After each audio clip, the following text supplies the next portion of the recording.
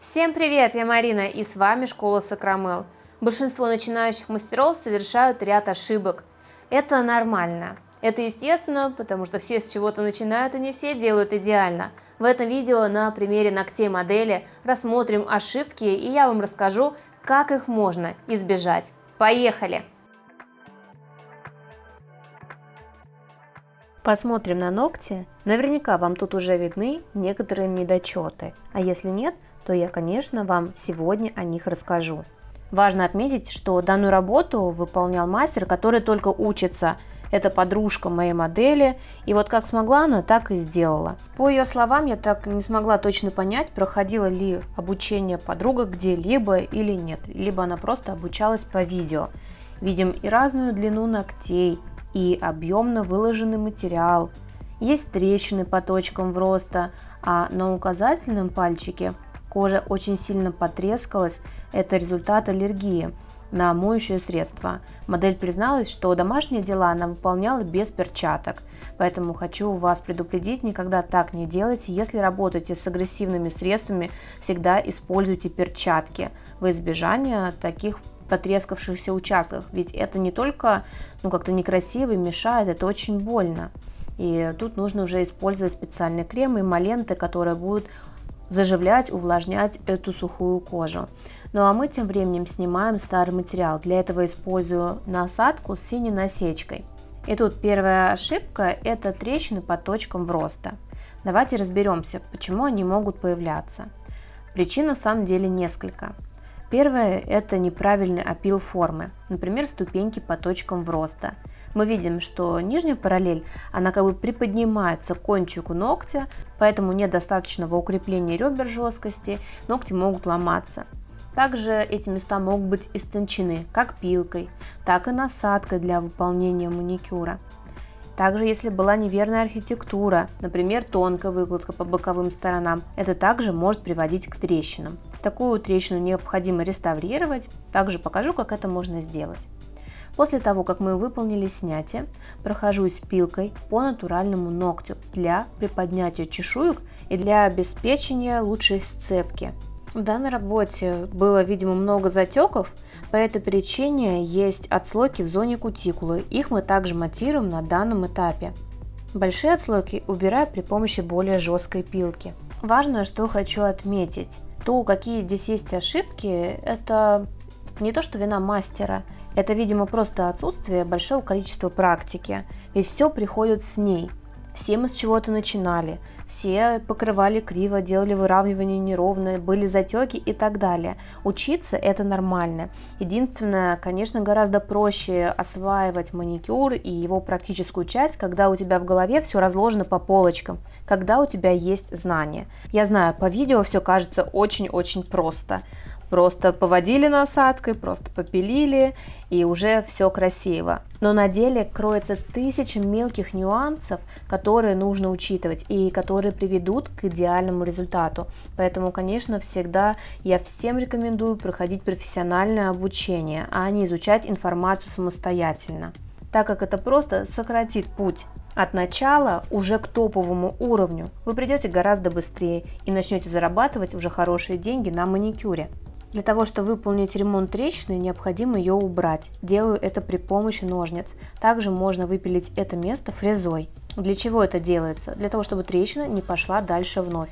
То есть недостаточно ее просто сверху замазать каким-то материалом, гелем или акригелем, она пойдет дальше. Только так мы можем ее остановить. Во время обработки боковых сторон фрезой иду по коже. Не давлю на ногтевую пластину. Не делаю так, чтобы был сильно звенящий звук, потому что это будет говорить об истончении боковой стенки ногтя, и как раз таки в будущем от этого могут появиться трещины по точкам вроста.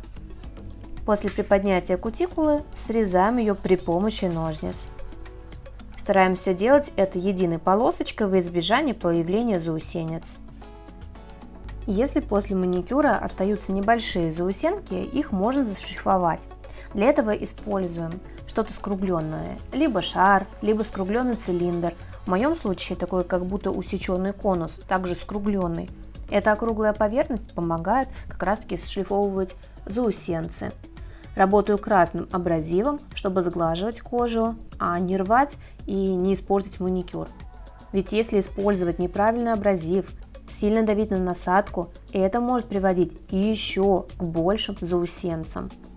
После того, как выполнили маникюр, наносим адгезивный препарат, праймер, который поможет избежать отслоек.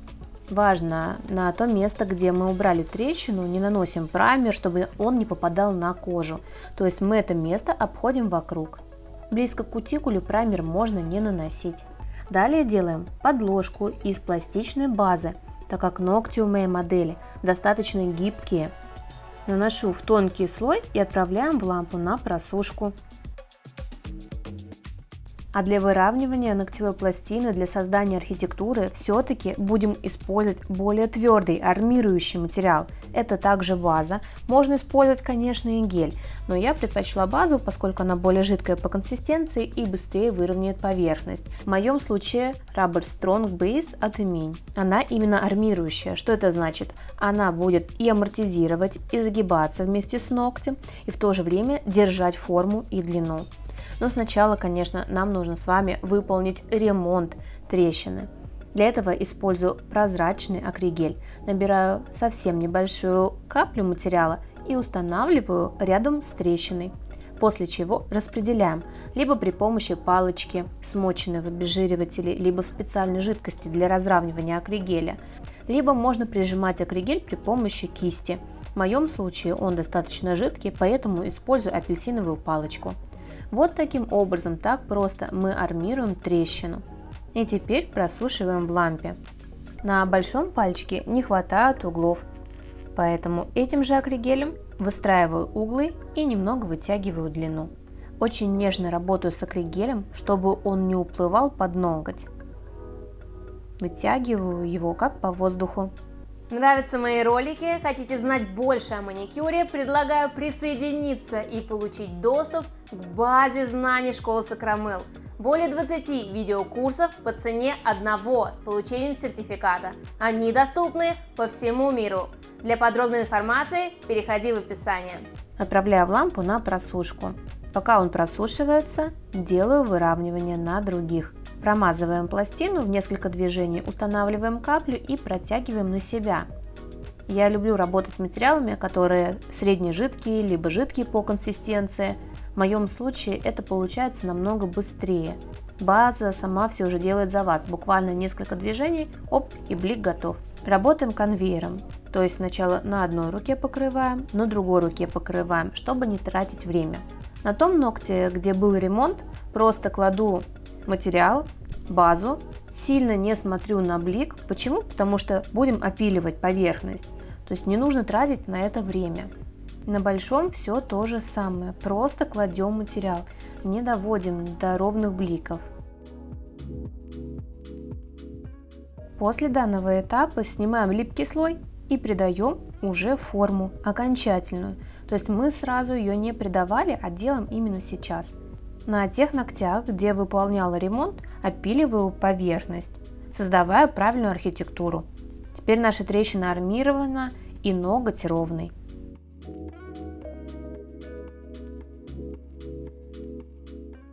Большой у нас получился самый неровный по поверхности, поэтому, конечно, тут требуется хороший опил. Выполняю длинные движения слева направо в одну сторону. После этого этапа всегда появляется толщина на торце, ее не стоит бояться, не стоит еще больше убирать сверху, ее просто можно выпилить изнутри при помощи насадки. Той же насадкой, которая снимала покрытие, выпиливаю толщину изнутри. Теперь приступаем к покрытию цветом. Мы выбрали очень нежный, с мелкими блестками DB052. Это не светоотражающий гель-лак, просто такие блестки внутри. И нежнейший цвет, потому что модель попросила что-то максимально нежное и нейтральное. Раскладывается очень легко. Дальше мы долго думали с моделью, что сюда еще можно придумать. Честно говоря, и стемпинг белый пробовали, как-то он теряется на блестках. И над паутинкой думали, что-то как-то тоже не пошло. В общем, решили оставить только цвет, потому что он сам уже по себе самодостаточный. Его, кстати, можно нанести в средний слой и сделать небольшое довыравнивание, то есть перекрыть в один слой. Почему? Потому что он полупрозрачный, а значит хорошо просохнет. Конечно, с плотными цветами мы так никогда не поступаем, так как они просто при просушке скукожатся. Дальше наношу топ без липкого слоя, также от Эминь. И посмотрим на наш результат. Теперь ноготочки ровные по форме, и это сразу видно, это то, что влияет на общее впечатление. Мы убрали трещины, и, на мой взгляд, преображение удалось. Пишите в комментариях, удалось ли найти среди данных ошибок свои. Теперь вы знаете, как их можно устранить и не допускать. Смотрите и другие полезные видео с ошибками, с их разбором. Но я желаю всем успехов в работе. Счастливо! Пока-пока!